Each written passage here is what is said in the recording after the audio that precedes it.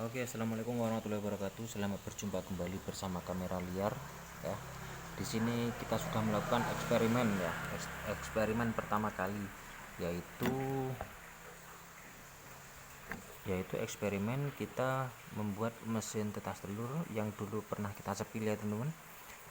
Sebenarnya ini bukan mesin penetas ya, ini cuma open. Kalau menurut saya ini adalah open penetas telur. Nah, jadi tidak ada mesinnya karena di sini ya. Nah, di sini kita mau review untuk mesinnya. Di sini bentuknya cuma sederhana ya, seperti ini. Ya, bentuknya seperti ini. Cuma ada box berukuran sekitar 1 meter kali 50 cm ya. 1 meter kali 50 cm yang dulu pernah kita taruh di tempat kolam itu ya dulu ya. Nah, jadi di situ untuk bagian dalamnya cuma ada sekatan 3 ya. Nah, di sini untuk kapasitasnya ini mesin ini yaitu berkisaran antara 90 telur ya teman-teman. Nah, cuman di sini karena kita masih agak ragu ya. Kemarin itu cuma menetaskan sekitar 30 saja dan itu eh, cuma ditaruh di tengah sini ya. Oke, kita mau buka dulu ya. Nah, dan alhamdulillah setelah umur yang ke 25 hari ini ternyata telur ini sudah banyak yang menetas ya. Mulai dari kemarin itu sudah ada yang menetas ya seperti ini. Nah, ini yang ada yang baru menetas itu contohnya seperti itu. Beberapa jam tadi sore ya, habis maghrib ini keluar yang ini satu ini. Nah, terus yang di sana itu pagi-pagi ya, yang di sana itu pagi-pagi menetasnya. Nah, ini masih ada yang lagi masih berproses seperti ini ya. Ini ada cangkangnya yang sudah retak-retak seperti ini juga ya. Nah, seperti ini. Nah, ini sudah mau masih berusaha untuk proses pengeluarannya ya. Nah, untuk alat open telur ini itu yang terpenting itu adalah suhu dan juga kelembapannya ya, terhadap kalau kita mau melakukan proses penetasan ya teman-teman. Nah, jadi kelembapan dan juga suhu panasnya, maksudnya ya suhu panasnya itu harus perlu benar-benar diperhatikan. Dan juga yang kedua itu adalah dari faktor alatnya ya. Kalau alatnya di sini saya pakai yang merek itu, merek GEA itu ya. Nah, di situ dan itu kemarin sudah dapat sama yang itu, yang hitam itu, pengatur suhu dan kelembapannya itu ya. Nah, jadi kedua alat di sini itu harus dimasukkan ke dalam ya teman-teman. Harus dimasukkan ke dalam sehingga nanti antara alat 1 dan 2 itu nanti bisa ketemu sinkronnya. Takutnya nanti kalau alat satu, alat digital dan alat analog itu tidak sinkron ya teman-teman, takutnya nanti gini ya, kita kacau. Dan kebetulan alhamdulillah kita beli yang merek GEA itu dan juga itu nggak ada mereknya ya, itu kebetulan sinkron ya. Cuman dari segi kelembapannya saya belum tahu karena di sini cuma ada satu, yaitu 40% ya dari kelembapannya di situ. Nah, lalu kemudian yang di sini, nah di sini cuma sebagai otomatis saja ya. Ini juga sebenarnya pengukur suhu yang diterima telur di sini. Nah, namun di sini kan indikatornya ada di luar di sini ya. Nah, ada di luar di sini. Ya, ada di luar di sini. Nah, ini menurut saya itu sebagai otomatis ya, mesin otomatisnya. Ketika ketika suhu suhu yang diterima telur itu kondisinya ngedrop, atau salah satu contohnya itu lampunya itu terlalu terang atau suhu ruangan ini terlalu panas, maka secara otomatis lampu akan mati salah satu. Nah, itu kita sudah setting untuk di bagian ini ya, apa, di atasnya untuk setting perkabelannya di situ. Nah, kapan-kapan kita akan ulas untuk masalah setting kabelnya ya. Nah, tapi di sini kita mau review dulu mesin ini seberapa berhasilnya ya, tingkat keberhasilannya itu berapa ya. Nah, jadi di sini kapasitas mesin ini itu totalnya di kisaran 90 ya teman-teman, 90 butir. Nah, cuman di sini kemarin kita ragu, kita masukkan lagi kita hanya memasukkan yaitu sekitar 30 ya teman-teman. Nah, cuman pemasukannya itu random ya. Jadi kita tidak menseleksi antara telur yang bagus dan juga telur yang kecil-kecil atau telur yang kurang bagus ya teman-teman. Kita masih belum tahu, kita belum dapat ilmunya. Nah, dari segi sini ternyata beberapa pentingnya kalau kita mau menetaskan telur ini secara manual seperti ini, itu kita harus benar-benar bisa memilih daripada kebagusan telur ini ya teman-teman, tingkat bagusnya telur ini. Masalahnya nanti tingkat keberhasilannya akan lebih minim untuk tingkat kegagalannya ya. Nah, jadi di situ lalu kemudian untuk suhunya kita sudah jelaskan ya. Untuk suhunya itu di kisaran, untuk ini kebetulan telurnya telur apa mas, ini kebetulan telurnya ini telur bebek ya. Nah, ini telur bebek. Untuk suhunya kita kembali lagi, itu yang analog itu menunjukkan angka 38 untuk stabilnya ya. Namun di sini kan kita buka untuk pintunya ya. Jadi untuk pintunya itu akan turun, dia kalau di analog itu sekitar 37,8.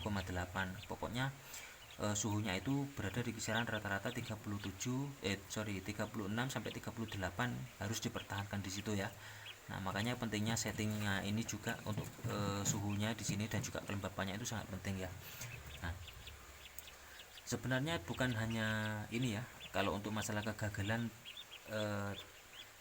menetasnya telur itu banyak faktornya ya. Dari segi telurnya juga, atau yang kurang baik atau yang terlalu muda itu ya. Pokoknya telurnya yang kurang baik, terus kemudian dari suhunya itu terlalu rendah ya. Jadi di situ makanya suhu harus benar-benar diperhatikan. Dan juga nanti ini kan masa ini ya, masa proses penetasannya ini kan sudah menetas ya, itu besok kita harus pindah lampunya, itu bukan pakai lampu ini lagi. Jadi suhunya itu lebih diturunkan, namun untuk kelembapannya kita tinggikan. Makanya kita harus pindah di box lain ya. Ini yang untuk tadi pagi.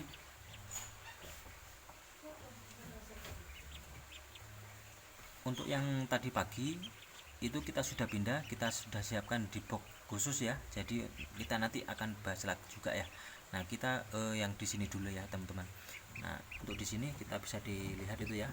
Nah, ini untuk kekuatannya itu pagi netas, malamnya sudah bisa berjalan ya. Namun kalau tidur ya sama ya, delosor gitu ya. Nah, lalu kemudian hal yang penting lagi itu adalah cara merawat proses telur ini ya, proses menetasan telur ini. Jadi mulai awal dimasukkan ke mesin itu adalah start awal dia proses untuk sudah menghitungnya ya teman-teman, bukan dari telur keluar dari bebeknya, bukan itu ya. Jadi menghitungnya itu adalah kapan telur ini dimasukkan ke box ini, itu yang akan kita hitung mulai dari awal ya. Jadi masuk 1 hari, kemudian ketemunya nanti menetasnya itu di kisaran 25 hari ya teman-teman. Nah, jadi di situ ya untuk proses perhitungannya.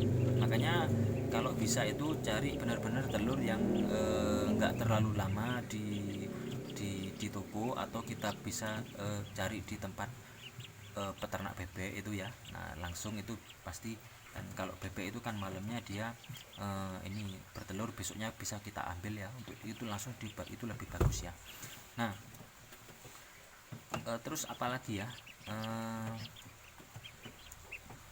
kalau untuk tingkat keberhasilannya yang di sini alhamdulillah lebih dari 50% ya. Ya maklum ya, ini pemula, ada di kisaran 70% ya. Ini yang di sini ini baru ya teman-teman, ini telur baru ya, ini telur baru.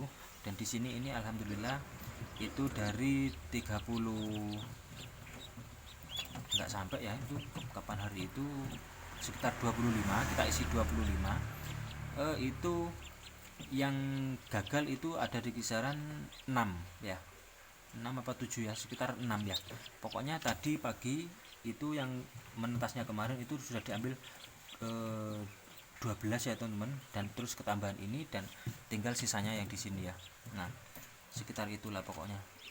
Saya kurang ini ya, soalnya yang yang merawat setiap hari itu bapak saya ya. Nah, lalu untuk proses perawatannya ya teman-teman, kita kembali lagi untuk proses perawatannya.